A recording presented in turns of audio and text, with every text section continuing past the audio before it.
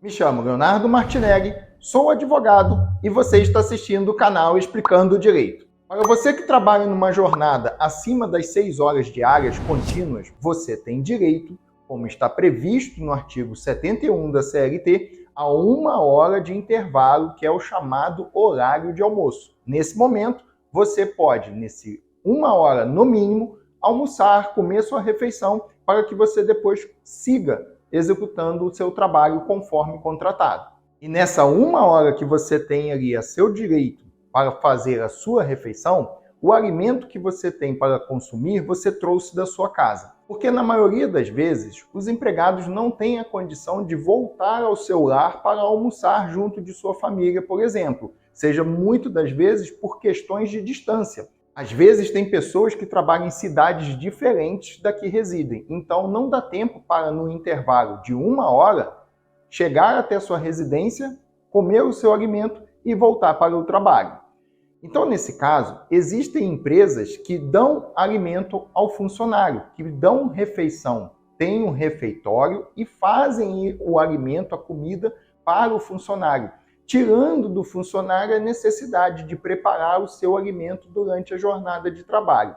Diferente do Vale Transporte, a empresa não é obrigada a dar o alimento para o funcionário no momento do intervalo da jornada. Contudo, na CLT, não está previsto que a empresa tenha a obrigação de fornecer alimentação ao funcionário durante aquele intervalo para o almoço, durante o intervalo intra-jornada presente no artigo 71 da CLT. Isso porque, no artigo 458 da CLT, está previsto que o salário que a empresa lhe paga pelo seu trabalho executado ao longo do mês, o salário combinado naquele contrato de trabalho, ele é suficiente para prover todas as necessidades do empregado. Na verdade, se espera que ele fosse suficiente para isso. Se entende que o seu salário deva ser suficiente para isso, conforme a legislação. No caso, não somente a questão da alimentação, mas o artigo 458 da CLT prevê todas as outras situações, como lazer, saúde, vestuário, educação e etc. E agora eu tenho duas situações que eu preciso abordar para esclarecer uma dúvida que deve estar na sua cabeça com relação a ter conhecimento de empresas que fornecem alimentos para os seus funcionários. Nessas situações podem existir dois casos. O primeiro é que pode estar previsto no acordo ou na convenção coletiva daquela categoria de classe que prevê a necessidade desse tipo de tratamento.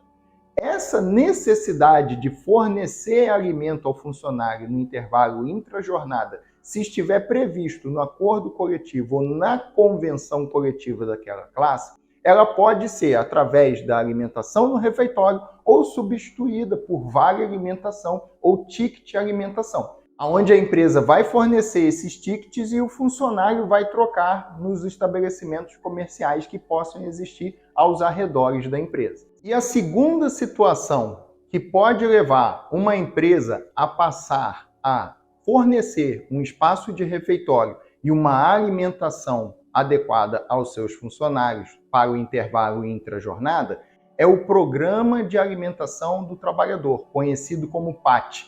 Existe uma legislação específica para isso.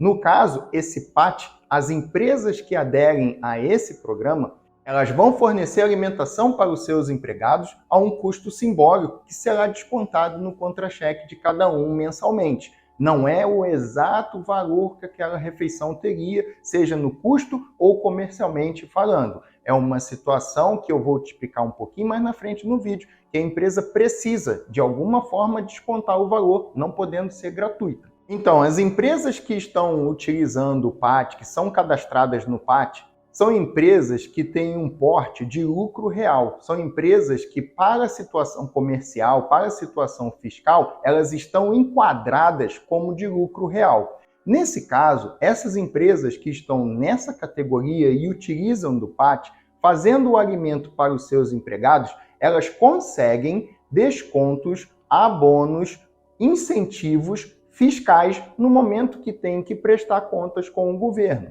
Então, nessa situação, aquele custo de alimento, aquele alimento que foi fornecido ao longo do tempo aos funcionários daquela empresa, ela vai deduzir a favor dela nos impostos que ela deveria entregar ao governo federal. Então, ao invés dela simplesmente pagar impostos ao governo federal, ela utiliza de parte daquele dinheiro que ela deveria destinar ao governo para fazer os alimentos, a refeição aos seus funcionários e, de alguma forma, melhorar as condições de trabalho para os seus funcionários. E voltando só na questão do valor que deva ser cobrado a cada funcionário por cada refeição fornecida, é que se a empresa entregar a refeição gratuitamente, mesmo sabendo você agora que ela vai ter o incentivo fiscal, ela vai ter uma dedução no seu imposto, a empresa ela vai ter que arcar com os reflexos dessa medida se ela lhe entregar gratuita no momento dela pagar os seus direitos trabalhistas.